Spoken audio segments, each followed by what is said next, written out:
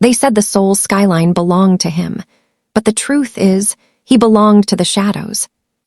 Min-jae didn't choose the throne. He built it out of the rubble of a broken childhood. He didn't crave the blood, he just refused to bleed.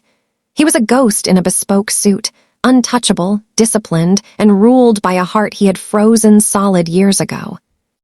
While others screamed for respect, he commanded it with a whisper. While they chased the high of the kill, he chased the silence of order. Then he met Naomi. She was the morning light in a city that only knew neon and rain. She didn't look at his rings or his reputation. She looked at the calluses and the scars on his hands. She didn't ask about his power, she asked about his pain. For the first time, the man who controlled everything realized he had everything to lose. He tried to trade his crown for a life with her, but the streets don't accept currency. They only accept blood. Power can buy loyalty. Fear can buy silence. But Min-jae learned too late that even an empire cannot protect the one thing that makes you human. Like and subscribe to this channel to get more interesting stories. The rain in Seoul didn't fall. It descended like a heavy, gray shroud, blurring the neon kanji of Gangnam into smears of electric blue and poisonous red. High above the city, in a penthouse that felt more like a glass-walled fortress, Kang Min-jae stood by the window. His reflection was a ghost superimposed over the skyline, sharp, angular, and hollow. At 32, he possessed the kind of power that made older men bow and younger men tremble, yet his apartment was as silent as a tomb. He didn't live there. He merely waited there for the next move on the chessboard. Min-jae's world was governed by a singular, cold discipline. He didn't drink to excess. He didn't indulge in the loud displays of wealth his rivals favored. And he never, under any circumstances, let his pulse quicken. To the syndicate, he was the ghost of Seoul, a man who had risen from a childhood of empty pockets and cold nights, not by being the loudest, but by being the most observant. He had learned early that survival was a game of control. He watched while others talked. He planned while others bled. But tonight, the silence was jagged. A shipment at the Incheon docks had gone sideways. It wasn't just a loss of cargo, it was a breach of his order. Betrayal had a specific scent, one that smelled like wet pavement and gunpowder. Min-jae had handled the situation himself, as he always did when the message needed to be absolute. He had moved through the shipyard with the efficiency of a scalpel, his movements dictated by years of muscle memory and a heart that felt nothing for the men he broke. Yet, as he drove back through the torrential downpour, a searing heat bloomed in his side. A stray blade, a desperate lunge from a man who knew he was already dead. Min-jae hadn't winced then, but now the adrenaline was receding, leaving behind a cold, biting reality. He pulled his black sedan into a side street far from the glittering lights of the main district. He couldn't go to a hospital. His face was too well known by the authorities, and his presence would bring a storm of questions he had no interest in answering. He needed somewhere quiet, somewhere invisible. He stumbled out of the car, his hand pressed firmly against his ribs, feeling the warm, sticky seep of blood through his bespoke silk shirt. The world began to tilt, the neon signs spinning into dizzying halos. He collapsed against the brick wall of a narrow alleyway, his breath hitching in his chest. For the first time in a decade, the ghost of Seoul felt the terrifying weight of his own mortality. He was at his lowest point, not because he was wounded, but because in this moment of weakness, he realized he had built an empire but had no one to call for help. A door creaked open a few yards away. A soft, warm light spilled onto the wet asphalt, cutting through the gloom. "Hey, are you okay?" The voice didn't belong in his world. It was too bright, too genuinely concerned. Min-jae tried to push himself up, his instincts screaming at him to disappear, to remain a shadow, but his strength failed him. He looked up, his vision blurring, and saw a woman standing over him. She wasn't wearing a cocktail dress or the hard expression of the women who usually circled his life. She wore a simple clinical coat, her hair slightly damp from the humidity. This was Naomi Carter. She knelt in the grime of the alley without hesitation, her hands, soft and steady, moving toward his wound. Min-jae flinched, his hand flying up to catch her wrist. It was a reflex, a move meant to snap bone, but as his fingers closed around her skin, he stopped. She didn't pull away. She didn't look at his expensive suit or the cold fury in his eyes. She looked at the blood. "You're hurting," she said simply. Her voice lacked the tremor of fear he was used to hearing. "I have a clinic right here. I'm a doctor. Let me help you, or you're going to bleed out in a gutter." Min-jae stared at her. He saw the way the rain clung to her eyelashes and the way she held his gaze with a terrifying kind of empathy. She didn't see the boss of the syndicate. She didn't see the man who had just ended 3 lives at the docks. She saw a man in pain. "I don't need help," he rasped, the lie tasting like iron in his mouth. "Everyone needs help sometimes," Naomi replied, her tone firm yet gentle. She placed her hand over his, slowly easing his grip from her wrist. "Even men who look like they own the world." Something in that moment shifted. The silence of soul, usually so suffocating and heavy, suddenly felt different. As she helped him stand, her small frame supporting the weight of his collapsing empire, Min-jae felt a flicker of something he hadn't experienced since he was a boy: vulnerability. She led him into the small, sterile warmth of her clinic. The air smelled of antiseptic and lavender, a sharp contrast to the metallic tang of the shipyard. As she guided him onto an exam table and began to expertly cut away his ruined shirt, she didn't ask about the violence that had caused the gash. She didn't ask who he was or what he had done. Instead, as she cleaned the wound, her fingers brushing against the map of older scars that crisscrossed his torso, scars from the streets, from the climb, from the cost of power, she looked at him with a quiet intensity. "These have been here a long time," she whispered, her voice a soft ache in the quiet room. "Who took care of you before?" Min-jae looked away, his jaw tightening. "I took care of myself." "Well," Naomi said, threading a needle with practiced ease, "tonight you don't have to." As she began to stitch the skin, the pain was sharp, but it was grounded. For the first time in his life, Kang Min-jae wasn't watching for an enemy in the shadows. He was watching the way the light caught the gold in Naomi's eyes.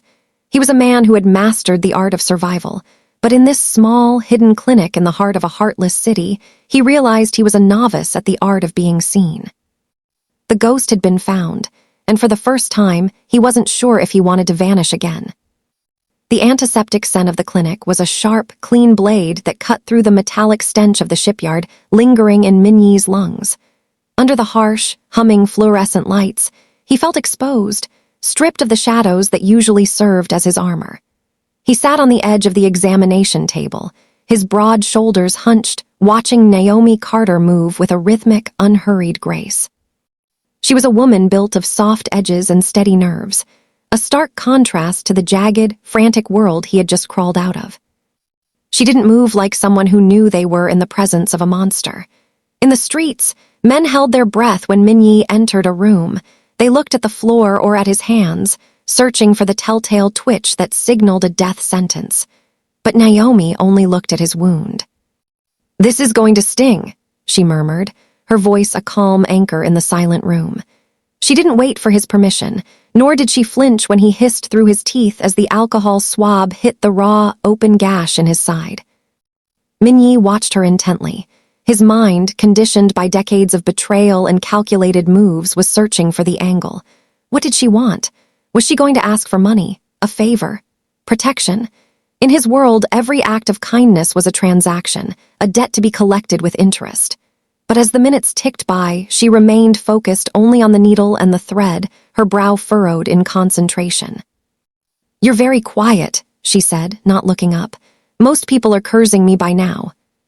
"I'm used to the pain," Min-jae replied, his voice a low, gravelly rasp that seemed too heavy for the small space. It was the truth. He had grown up learning how to survive cold nights and empty pockets, training his heart early not to trust. He had built his empire on the ability to endure what would break other men. "You shouldn't have to be," she countered gently. She paused, her gaze finally lifting to meet his. Her eyes were warm, devoid of the greed or fear he saw in everyone else. "Who did this to you?" Min-jae's jaw tightened. The iron code of the syndicate dictated that he speak of nothing. "It doesn't matter." "It matters to me," Naomi said, returning to her work. "I don't care about your enemies and I don't care about your name, But I care about these scars. She gestured vaguely to the older marks on his skin, the jagged history of a man who had fought for every inch of power he held. They tell a story of someone who has been fighting for a very long time. Don't you ever get tired? The question hit him harder than the stray blade at the docks. He was a man worn down by violence, carrying a crown that grew heavier with every passing year. He wanted out of the blood, out of the nights that never slept, but the streets don't let go easily. For the first time, looking at her soft hands and her compassionate face, the silence of his life felt less like power and more like a cage. He watched her tie off the final stitch with a surgeon's precision. She began to bandage the area, her touch light and lingering. There was no hidden agenda in her movements, no tremor of ulterior motive. She was simply a healer tending to a wounded man. The realization baffled him. He was the ghost of soul, a man who ruled with silence and discipline, yet here was someone who saw him as nothing more than a human being in need of care. "There," she said, stepping back and wiping her hands. "You'll need to keep it dry, and you should probably sleep." Min-jae stood up, the movement stiff but functional. He reached into his pocket for his wallet, ready to pay the debt, to close the transaction and return to the safety of his cold world. "No," Naomi said, sensing his intent. She shook her head softly. "I don't want your money, just try to stay out of trouble, or at least try to stay alive." He paused, his hand hovering over the leather. He didn't know how to handle a person who wanted nothing. It made her the most dangerous thing he had ever encountered, a crack in the foundation of his isolation. He looked at her one last time, the morning light of her clinic beginning to feel like a memory he hadn't even left yet. "Why?" he asked, the word feeling foreign on his tongue. Naomi smiled, a small, sad curve of her lips. "Because everyone deserves a night where they don't have to be a ghost." Min-jae turned and walked back out into the rain. He was still a boss, still powerful and still untouchable. But as he disappeared into the shadows of the city, he felt a strange, terrifying new weight in his chest. For the first time, he didn't just want to survive the streets.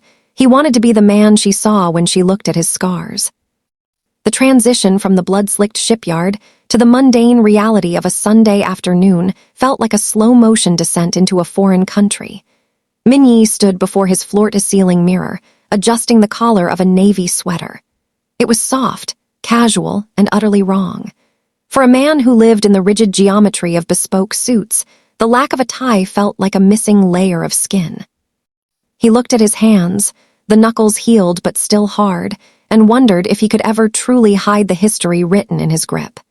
He was a man who ruled with silence and discipline, but today, he was attempting to be a man who simply sat for coffee. He stepped out of his building, and the machine moved with him. 3 black SUVs sat idling at the curb, their windows tinted to an impenetrable void. His second-in-command, a man whose loyalty was built on the fear Min-jae had cultivated for years, stepped forward to open the door. "No," Min-jae said, his voice a low, commanding rasp. "I'm walking." "Boss, the streets are restless after the Incheon hit," the man countered, his eyes scanning the rooftops. "It's not safe." "That's the point," Min-jae replied, his gaze chilling the air between them. "Stay back 5 blocks. If I see a single suit, you're back in the docks." He walked, but he did not walk like a normal man. His eyes were constantly tracking, the reflection in the shop windows, the positioning of the delivery scooters, the hands of every passerby. He was a ghost in the light, trying to haunt a world that was too bright for him. Every time a car braked too sharply, his hand instinctively reached for the small of his back where his weapon usually rested. He had spent his life learning how to survive, and his body refused to forget the lessons just because he was wearing a sweater. He reached the small cafe where Naomi waited. It was a place of wood grain and the scent of roasted beans, a world away from the metallic tang of his usual life. Through the glass, he saw her. She was reading a book, her expression peaceful, unaware of the perimeter his men were currently establishing around the block. She was the morning light in a city that only knew neon and rain, and for a moment, he stopped at the door, paralyzed by the realization that his presence was the most dangerous thing in her vicinity. "You came," Naomi said as he sat down, her smile cutting through his internal static. She didn't look for the bulge of a holster. She looked at the way he held his shoulders. "You look less like a ghost today."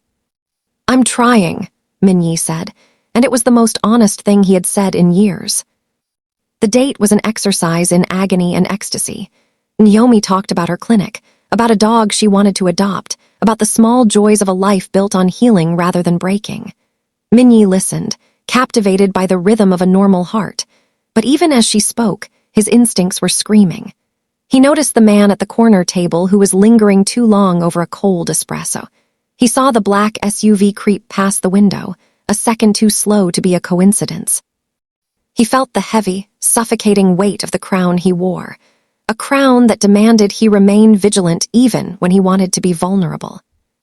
When he reached across the table to touch her hand, his fingers brushed against hers, and for a second the world went quiet. Her skin was soft, a reminder of everything he had sacrificed for power.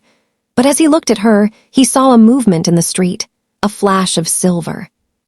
In a heartbeat, the date vanished.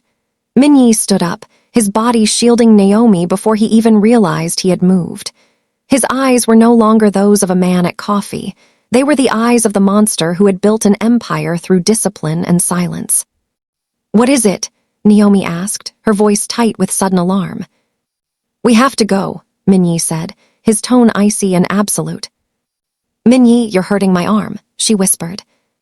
He looked down and saw his grip, hard, bruising, the grip of a man who took what he wanted and broke what he had too. He let go as if he had been burned. Outside, his security detail had already closed in, the SUVs swerving to the curb, doors flinging open. Men in suits spilled out, hands on their jackets, creating a wall of meat and steel between the cafe and the street. The man at the corner table wasn't a hitman. He was a student who had dropped his phone. The flash of silver was just a bicycle reflecting the sun, but the damage was done. The illusion of normalcy had shattered like glass under a boot. Naomi stood in the center of the frantic activity, her face pale, looking at the men who bowed to Min-jae as he approached. She looked at the SUVs, the comms and the ears of the guards, and finally she looked at him. She didn't see the man she had shared a coffee with. She saw the boss. She saw the life that demanded everything and gave nothing back. "This is who you are," she said, not as a question but as a realization. Min-jae stood in the bright afternoon sun, surrounded by his power and his soldiers, and felt more alone than he ever had in the dark. He wanted to tell her he could change, that he could leave the blood behind, but the streets don't let go easily. Every night he spent in her light only made the shadows of his world grow longer. "I'll get you home," he said, the words heavy and hollow. He realized then, power isn't having everything. Power is having something you're actually afraid to lose.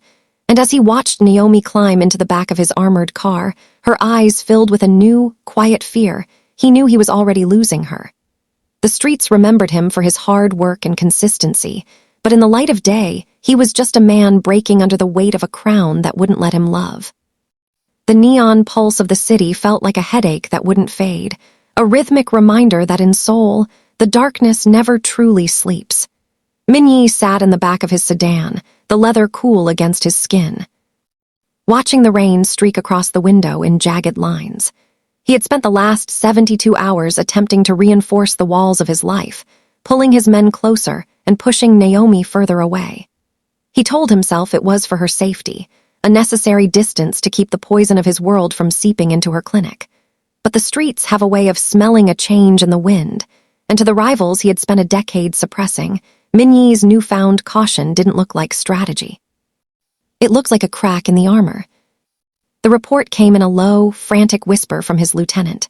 A white van had been spotted circling Naomi's block for 3 nights. Men who didn't belong to the syndicate were asking questions at the bodega across from her apartment. The Golden Circle, a splinter group led by a man whose ambition was as loud as Min-jae's was silent, was testing the waters. They weren't looking for a territory dispute or a shipment of gold. They were looking for the ghost's heartbeat. Min-jae felt a coldness settle in his chest that had nothing to do with the winter air. He had spent his life believing that discipline and silence were his ultimate shields, that by controlling his emotions, he was untouchable. But as he looked at a grainy surveillance photo of Naomi leaving her clinic, unaware of the shadows trailing her. He realized his greatest flaw. He had allowed himself to want something he couldn't protect with a gun. "Drive," Min-jae commanded, his voice barely a breath. "To her, now." The car tore through the wet streets, weaving through traffic with a predatory grace. Min-jae checked his watch. It was 8:00 p.m. She would be closing the clinic, her mind likely on the patient she couldn't save or the coffee she wanted. She wouldn't be thinking about the 3 men currently stepping out of a white van a block away from her door. When they arrived, the street was deceptively quiet. Min-jae didn't wait for his guards to clear the perimeter. He stepped out into the rain, his eyes scanning the rooftops and alleyways with a lethal precision. He saw them before they saw him, 3 figures in heavy coats, moving with the hurried, nervous energy of amateurs trying to impress a cruel master. They were closing in on the clinic's entrance, one of them reaching into his jacket for something metallic. Min-jae didn't shout. He didn't warn them. He moved like a shadow given form, crossing the distance in a blur of motion. The first man didn't even hear him coming. Min-jae's hand collided with the back of the man's skull, driving him into the brick wall with a sickening thud. The second turned, his eyes widening in terror as he recognized the ghost of Soul. But before he could raise his weapon, Min-jae's boot caught him in the chest, sending him sprawling into the gutter. The third man froze, his hand trembling as he pointed a snub-nosed revolver at Min-jae's heart. "The golden circle! They said you were soft now," the boy stammered, his voice cracking. "They said you were distracted by a girl." Min-jae stepped into the light of the street lamp, the rain dripping off the brim of his coat. He didn't look like a man distracted. He looked like a man who had rediscovered the joy of the hunt. "Tell your boss," Min-jae said, his voice a low, terrifying hum, "that he was right about one thing. I am distracted, and that makes me very, very impatient." With a flick of his wrist, Min-jae disarmed the boy, the gun clattering onto the pavement. He didn't kill him, he needed a messenger. He leaned in close, his cold gaze pinning the boy to the spot. "If I see another shadow on this street, I won't just burn your organization. I will erase the memory of it." As the boy scrambled away into the darkness, the clinic door opened. Naomi stood there, her coat half-buttoned, looking at the chaos on her doorstep. She saw the men groaning on the ground, she saw Min-jae's security details swarming the street, and she saw Min-jae, his knuckles bloody, his chest heaving, the mask of the normal man completely shattered. "Min-jae," she whispered, her voice trembling. He turned to her, and for a second he tried to hide his hands behind his back. He tried to find the words to explain that this was for her, that he was protecting her, but the lie wouldn't come. The streets had tested him, and he had answered in the only language they understood. "I can't hide it anymore," he said, the rain washing the blood from his fingers. "They know about you, Naomi. Because of me, you aren't safe." She looked at the men in suits, the black cars, and the violence that seemed to radiate from him like heat. She didn't run. She didn't scream. She walked toward him, stepping over the discarded weapon on the ground, and looked him directly in the eyes. "I never asked to be safe," she said softly. "I asked why you had those scars. Now I know. They aren't just from the past, are they? You're still making them." Min-jae realized then that his discipline had failed him. He had built an empire to stay alive, but he had created a world where love was a death sentence. He had reached the point of no return. He could have the power, or he could have her, but the streets were making it very clear. He could no longer have both in the shadows. He took her hand, his touch heavy and desperate. "I wanted to be better for you," he rasped. "Then be better," she replied, her gaze unwavering despite the fear. "But don't lie to me about who you are to do it." As the sirens began to wail in the distance, Min-jae knew the war had officially begun. He wasn't just fighting for territory anymore, he was fighting for the right to feel human. But as he looked at Naomi, he saw the cost of that fight reflected in her eyes. Every crown is heavy when the heart is divided, and his was starting to break. The sky above Seoul had finally surrendered, unleashing a deluge that turned the city into a blurred landscape of neon and grief. In the aftermath of the skirmish outside the clinic, Min-jae had ushered Naomi into the one place he felt the walls were thick enough to keep the world out.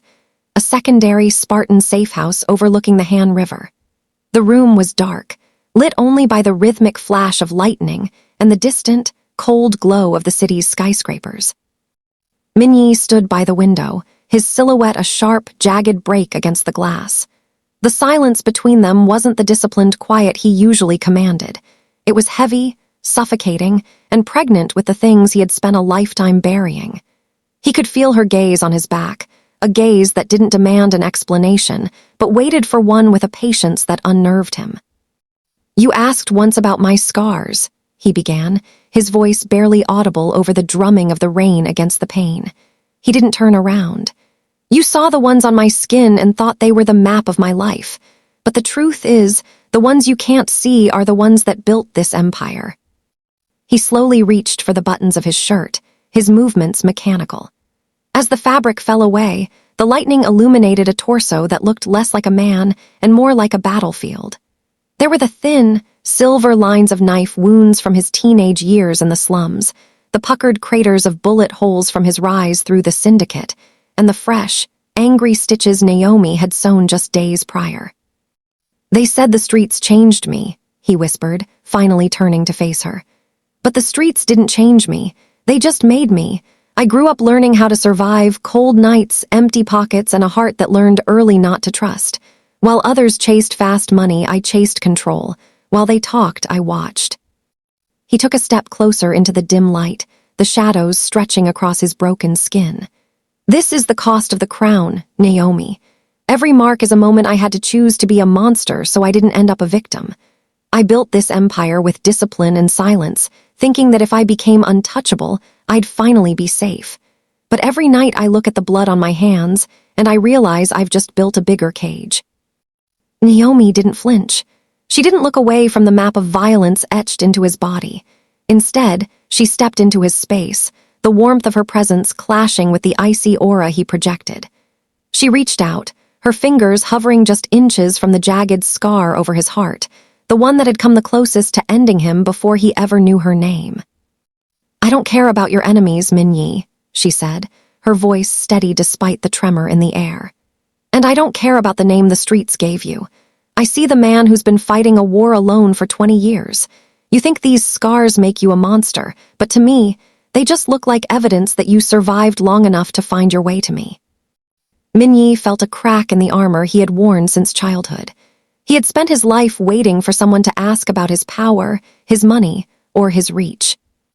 No one had ever asked about his pain. For the first time, the ghost of soul wanted out. He wanted out of the nights that never slept and a life that demanded everything while giving nothing back. "If you stay," he warned, his voice cracking, "they will test you. When you love a man like me, the streets don't just watch, they threaten. They told me I could have power or I could have you. I thought I could control the chaos, but I was wrong.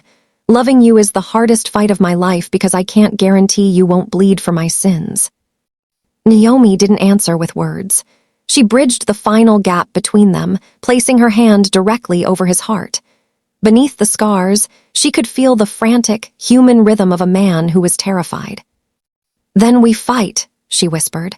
"I'm not leaving because it's dangerous. I'm staying because I'm the only one who sees the man beneath the crown. You aren't a ghost to me, Min-jae. You're human, and you're not going to be alone anymore." The man who had ruled with silence finally broke. He pulled her into him, burying his face in her shoulder as the storm outside raged with renewed fury. It wasn't a war of bullets or territory. It was the quiet, agonizing collapse of a man who had finally found a reason to stop running. But as he held her, Min-jae knew the streets wouldn't let go easily. Every crown is heavy when the heart is divided, and though he had won her heart, the city was already preparing its price. The transition from a man of war to a man of peace required a different kind of courage, one that didn't involve a trigger, but a total surrender of the only world Min-jae had ever known. He spent the following week in a state of calculated withdrawal, settling accounts and transferring titles. He moved with the same discipline that had built his empire, yet his heart was no longer in the chase for control. He was a man possessed by a single, desperate dream, a life where his name didn't require a weapon to defend. The meeting was set for midnight in a traditional hanok hidden in the outskirts of the city, a place where the syndicate elders kept their secrets behind sliding paper doors and the scent of ancient wood. These were the men who had watched Min-jae rise from a starving boy in the streets to the ghost of soul. They were the architects of the Iron Code, the keepers of the law that stated a leader with a weakness was already a dead man. Min-jae entered the room alone, leaving his security detail at the gate. He knelt on the floor, his back straight, his eyes fixed on the three men who sat in the shadows before him. The silence was heavy, broken only by the soft hiss of a tea kettle. "I am stepping down," Min-jae said, his voice a low, steady hum that carried the weight of finality. "The territories are stable. The lieutenants have been briefed. I am taking my share and leaving the city." The elder in the center, a man whose face was a map of 1,000 betrayals, let out a sound that wasn't quite a laugh. It was a dry, rasping rattle. "Retire! You speak as if this life is a job at a bank, Min-jae.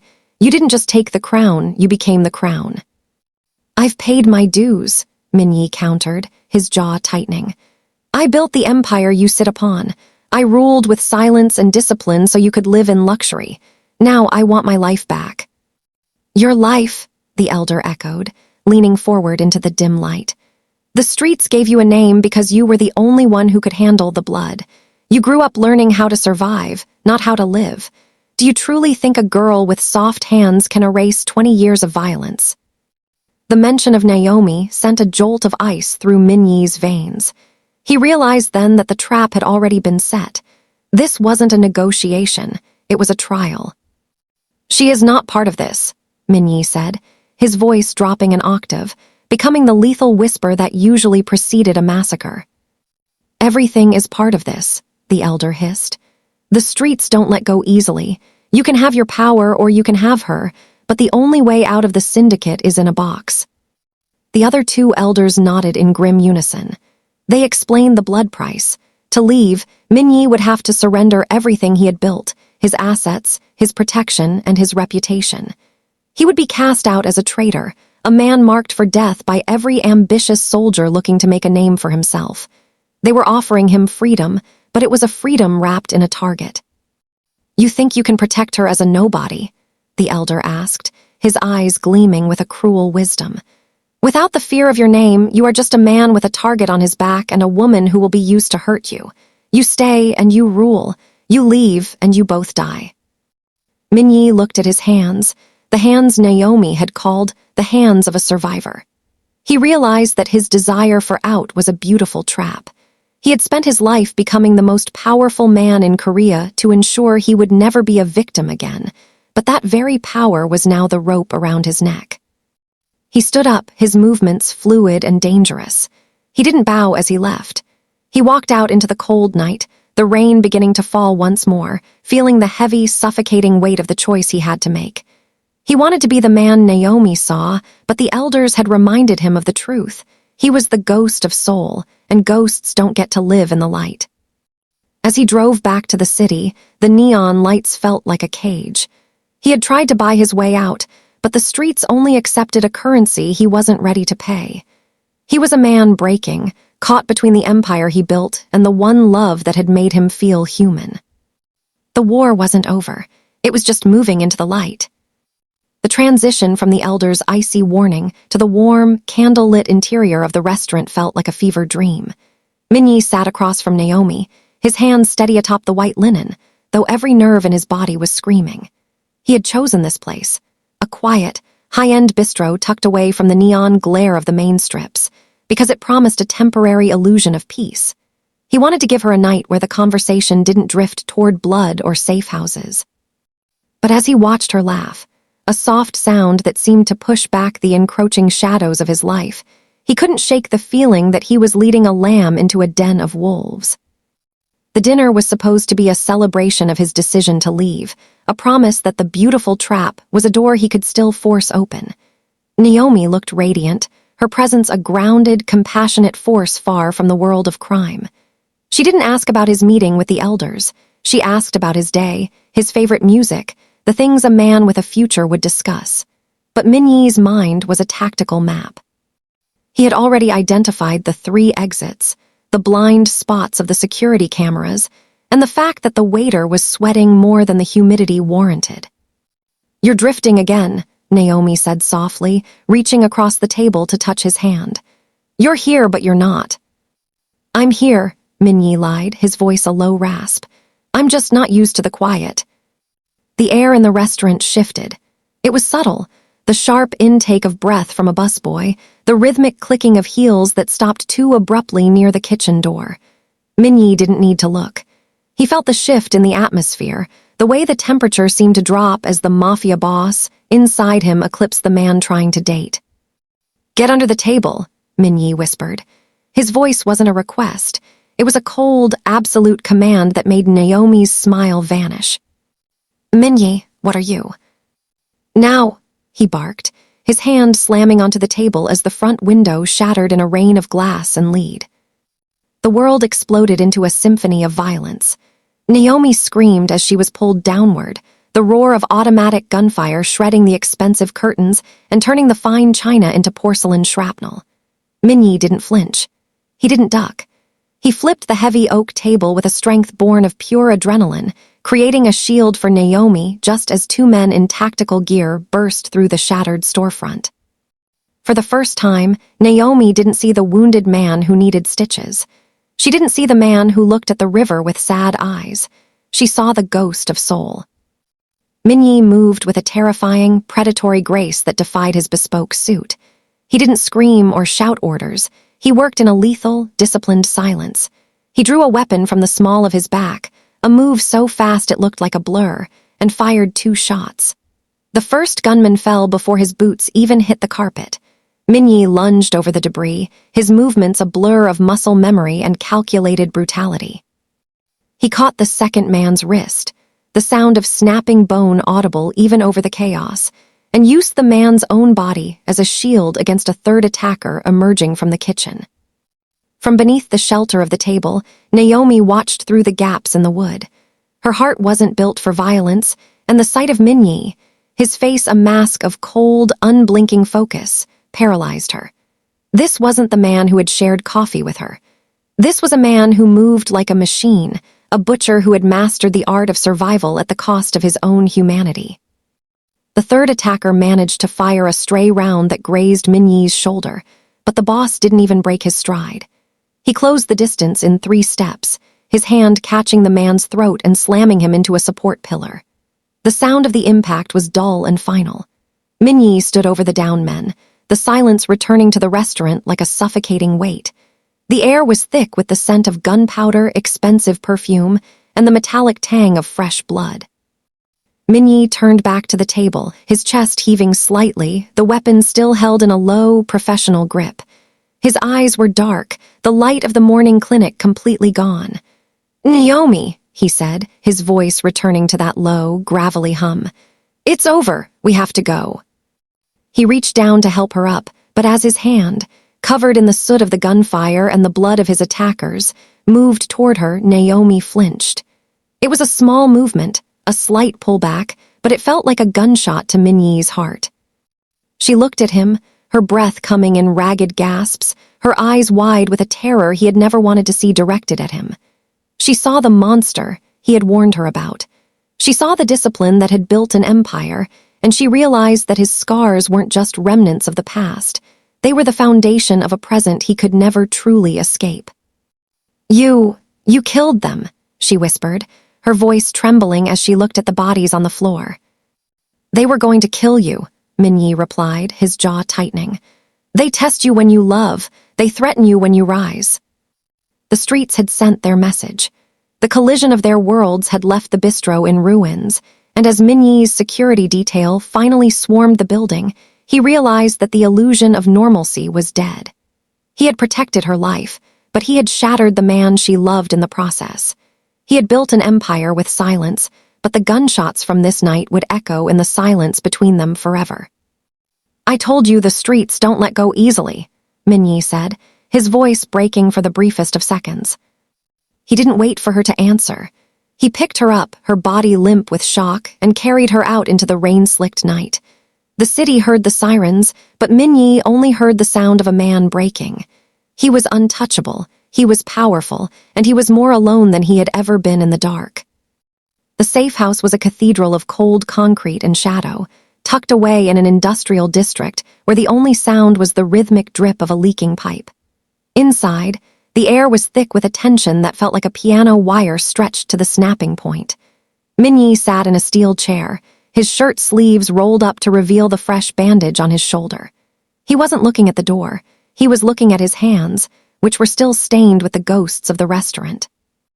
In the corner of the room, Naomi sat wrapped in a wool blanket, her eyes vacant.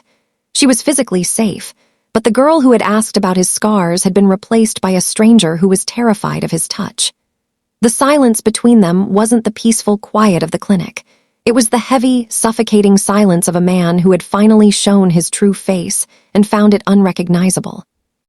The heavy iron door groaned open, and Jun-ho, Min-jae's second-in-command, stepped into the light. Jun-ho had been with him since the early days, a man who had bled for Min-jae, a man who had helped him build the empire with the same cold discipline. He carried a tablet in one hand and a bottle of whiskey in the other, but his eyes were devoid of the usual subordinate heat. They were flat, like two stones at the bottom of a well. "The restaurant is handled, boss," Jun-ho said, his voice echoing off the walls. "The police are looking at the golden circle. No one mentions your name, no one mentions her." Min-jae didn't look up. "Good, double the watch on the clinic. I want 3 teams on her apartment by morning." Jun-ho poured a drink, the liquid amber splashing into a glass. He didn't offer it to Min-jae. "The men are talking, Min-jae." The use of his name without the title was a small, sharp blade in the dark. Min-jae finally lifted his gaze. "What are they talking about?" "They're talking about the ghost of soul who flips tables for a woman," Jun-ho said, his tone conversational but dangerous. "They're talking about the leader who didn't attend the elders' council because he was busy buying flowers. They're talking about how a man who built an empire on silence is now making a lot of noise for someone who doesn't belong in our world." Min-jae stood up slowly, the movement a controlled threat. "The men are paid to follow, not to talk. You know the code, Jun-ho." "I know the code better than you do right now," Jun-ho snapped, his composure finally fracturing. He slammed the glass onto the table. "I watched you rise from nothing because you were the most ruthless man I ever met. You were a machine, but look at you now. You're distracted. You're vulnerable. You're letting a girl with soft hands dismantle 10 years of work in 10 days. "Watch your tongue," Min-jae hissed, his voice dropping into that lethal, predatory register. "Or what?" Jun-ho stepped into Min-jae's personal space. "You'll kill me, like you killed those boys at the bistro. You're hemorrhaging power, Min-jae. The elders saw it. They saw the way you begged for an exit. They saw that you've gone soft."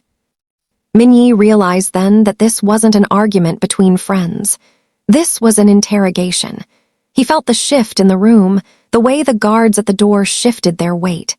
The Judas kiss wasn't a physical one. It was the betrayal of the very discipline that had kept them all alive. "I'm not begging for anything," Min-jae said. "I'm choosing a different life."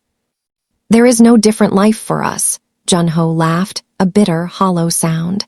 "The streets don't let go easily, and the elders, they don't like leaders who have something to lose. It makes you a liability. It makes you a target." Jun-ho reached into his pocket, but he didn't pull a weapon. He pulled out a phone and set it on the table. The screen showed a live feed of the safe house's exterior. 3 black sedans, not Min-jae's, were pulling into the lot. "What did you do?" Min-jae asked, his heart hammering against his ribs. "I did what you taught me," Jun-ho said, his voice turning cold. "I watched while you talked. I planned while you dreamed. The elders offered me the throne, Min-jae. All I had to do was show them that you were no longer fit to hold it. And tonight, at that restaurant, you proved me right. You chose her over the code." A heavy thud echoed against the outer door, the sound of a battering ram. The elders hadn't sent an invitation. They had sent an execution squad. Jun-ho looked at Naomi, then back at Min-jae. "You can have her, boss, but you can't have the city. And since you can't have the city is going to take everything else." In that moment, the betrayal was absolute. Min-jae looked at the man he had trusted with his life and saw only the reflection of his own ruthless ambition staring back at him. He had built an empire on loyalty and fear, but he had forgotten that fear is a double-edged sword. He had become the victim of the very machine he had created. "Naomi, get behind me," Min-jae commanded, his hand reaching for the weapon on the table. But Junho was faster. He kicked the table over, the same way Min-yi had done at the restaurant, but this time it was to pin Min-yi back. "You're not the ghost anymore," Junho whispered as the door burst open and a flood of armed men spilled in. "You're just a man breaking." As the room erupted into chaos, Min-yi realized the hardest fight of his life wasn't against his enemies. It was against the legacy of the man he used to be. Every crown is heavy when the heart is divided, but tonight, the weight was going to crush them both. The city heard no gunshots yet, but the air was thick with the scent of a falling empire. The silence that followed the raid on the safe house was louder than the gunfire.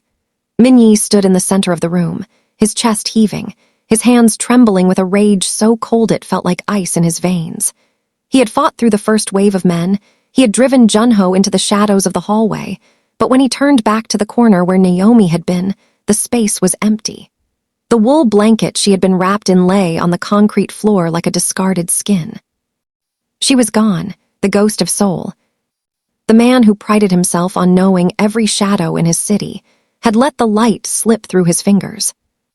The phone on the metal table vibrated, the sound rattling against the steel like a dying heartbeat. Min-yi picked it up. There was no caller ID, only a black screen. When he answered, there was no greeting, only the heavy, rhythmic breathing of a man who had waited a long time to see a titan fall. "She's very quiet, Min-yi," the voice of the lead elder crackled through the speaker. "She hasn't screamed once. I suppose she still believes you're coming to save her. It's a beautiful kind of delusion."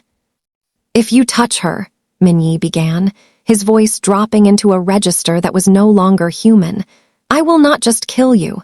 I will dismantle everything you have ever built. I will make sure the name of the syndicate is erased from history." "Empty threats from a man with an empty chair," the elder countered. "You chose a heart over a crown, and now you see the cost. The streets don't recognize love, they only recognize debt, and yours is due." The ultimatum was delivered with the clinical detachment of a bank transaction. The demand was absolute. Min-yi was to surrender the keys to the Incheon ports, the digital ledgers of the city's underground banks, and his own life. He was to walk into the shipyard where his rise began, unarmed and alone. If he did, Naomi would be left at the gates of her clinic. If he refused, or if a single one of his remaining loyalists was spotted within a mile of the docks, she would be returned to him in pieces. "You have 1 hour," the elder said. "Choose who you are, Min-yi. Are you the man who rules this city, or are you the man who dies for a girl who doesn't even belong in it?" The line went dead. Min-yi stood motionless in the dim light of the safe house. For the first time in his life, his discipline failed to give him an answer. He looked at the scars on his hands, the maps of survival he had shared with Naomi in the rain. He had built an empire so he would never have to be afraid again, yet here he was, paralyzed by a fear so profound it made the prospect of death look like a mercy. He realized then that he couldn't have both. He couldn't be the protector and the king. To save her, he had to destroy the very power that gave him the ability to protect her. It was a zero-sum game designed by men who had forgotten what it felt like to be human. He moved to the corner of the room and opened a floorboard, revealing a hidden cache. He didn't reach for the heavy tactical vests or the submachine guns. He reached for a single, sleek handgun and a burner phone. He stripped off his tactical gear, pulling on the dark cashmere coat he had worn to dinner, the one Naomi said made him look less like a ghost. He stepped out into the night. The rain had turned into a fine, freezing mist that clung to the city like a shroud. As he drove toward the shipyard, the neon signs of Seoul seemed to mock him, their bright colors reflecting off the puddles like spilled oil. He saw his city, the streets that respected him, the men who moved when he spoke, and he felt absolutely nothing for it. The empire was a hollow shell. Every crown is heavy when the heart is divided, but as he pulled into the desolate, rust-stained horizon of the docks, his heart was no longer divided. It was decided. He wasn't going there to negotiate. He wasn't going there to surrender. He was going there to prove that a man with nothing left to lose is more dangerous than an army with everything to protect. The shipyard loomed ahead, a skeleton of iron and cranes. Somewhere in that labyrinth of shipping containers, Naomi was waiting. Min-yi checked his watch. 30 minutes left. He felt the cold weight of the pistol against his spine and the even heavier weight of the choice he had made. He had built his life on silence and discipline, but tonight the city would hear him. Tonight the streets would remember him not for his pride, but for the one thing power couldn't buy. He stepped out of the car, the salt air stinging his lungs. "I'm coming, Naomi," he whispered into the wind. The ghost of soul was dead. Only the man remained, and he was ready to burn the world down to keep the morning light from fading. The Incheon shipyard was a labyrinth of rusted iron and salt-stained concrete, a graveyard of industry where the wind howled through the ribs of skeletal cranes. Min-jae stood at the entrance of the primary loading zone, the mist clinging to his dark coat like a funeral shroud. In the distance, silhouetted against the flickering orange of a sodium lamp, he saw her.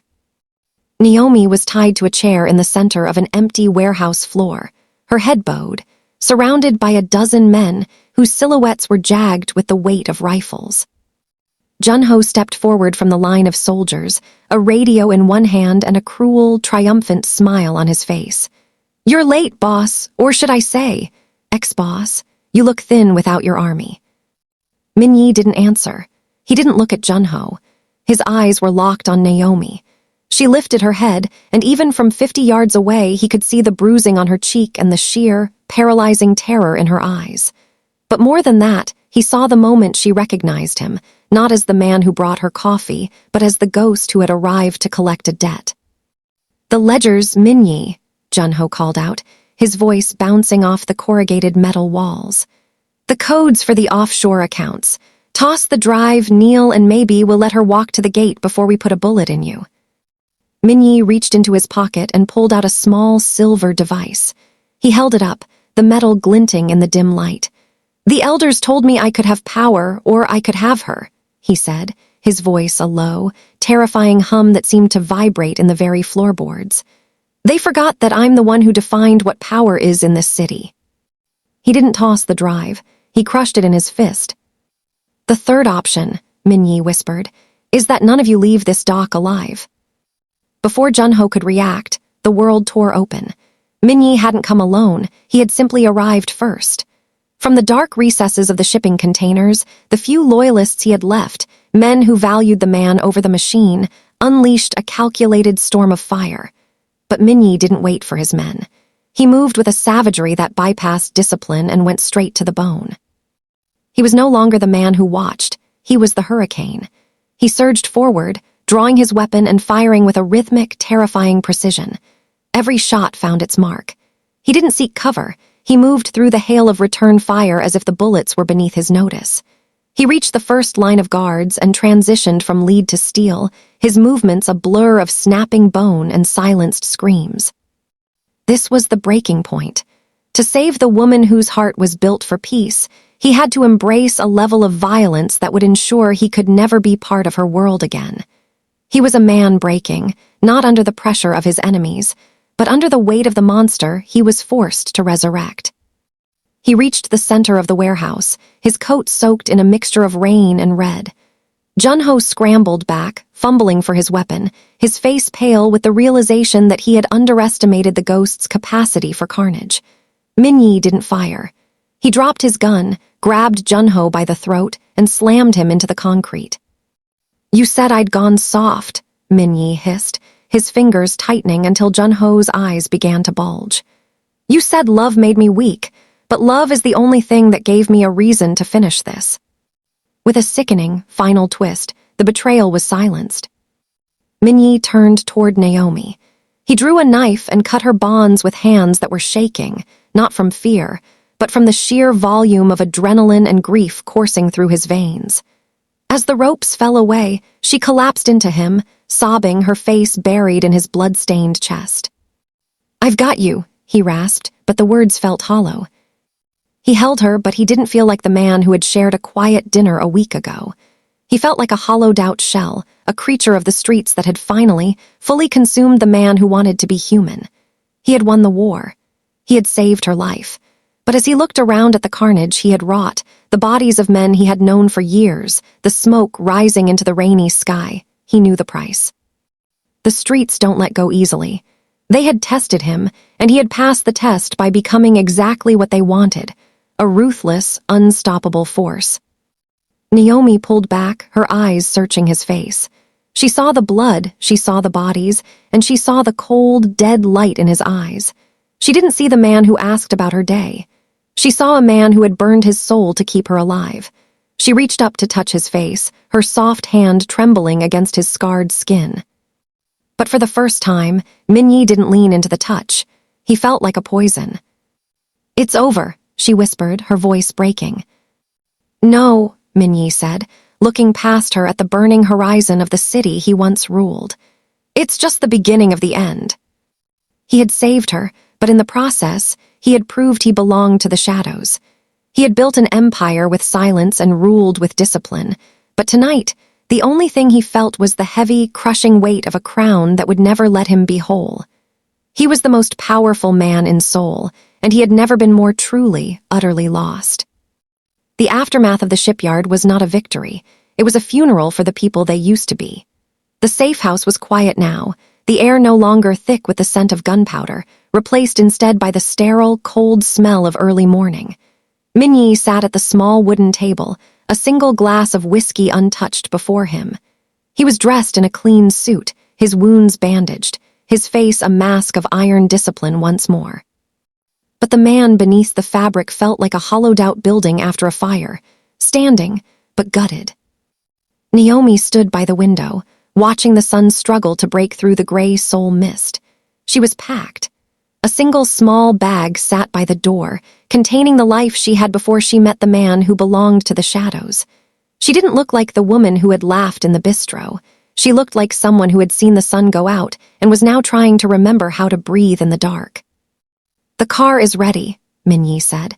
His voice was a low, steady hum, devoid of the jagged emotion of the previous night. He had retreated back into the ghost, the only version of himself that knew how to function in a world of wreckage. "My men will take you to the airport. There's a flight to London, then another to a place where no one knows the name Kang Min-jae.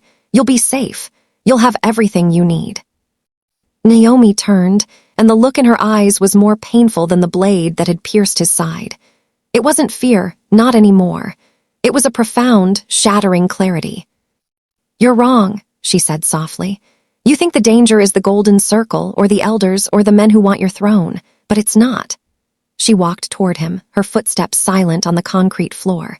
She stopped just out of reach, as if an invisible wall of glass had been erected between them. "The danger is the way you look at me, Min-jae. Because as long as I'm here, you'll keep burning the world down to keep me warm, and eventually there will be nothing left of you but ash." Min-jae's jaw tightened, the only sign of the war raging behind his ribs. "I did what I had to do. I saved you." "I know you did," she whispered, a tear finally escaping and tracing a path through the faint bruise on her cheek. "But look at what it cost. You didn't just kill Junho or the others. You killed the man who asked about my scars. You became the monster they wanted you to be just so I could live. I don't want to be the reason you die, Min-jae, and I won't be the reason you lose your soul." She reached out, her hand hovering near his face, but she didn't touch him. The contact would have broken them both. "I love you enough to walk away, because if I stay, you'll never stop being the ghost. You'll never have peace.